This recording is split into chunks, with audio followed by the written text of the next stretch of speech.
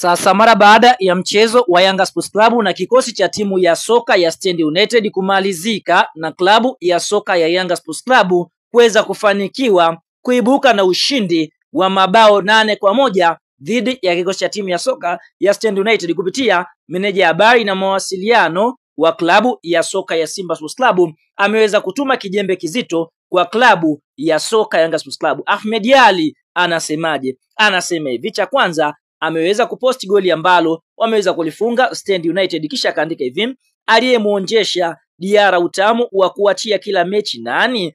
Na hivi hapendi kufungwa. Haikuishia hapo, akaandika hivi: kuna shati golini ukipiga tuimu, akimaanisha kwamba golikipa wa klabu ya soka ya Stand United alikuwa akipigiwa na mara zote ilikuwa inakuwa magoli. Kwa hiyo tunaona Ahmed Ally ameweza kumcharua golikipa Djigui Diara, kwani kwa sasa amekuwa akiruhusu magoli.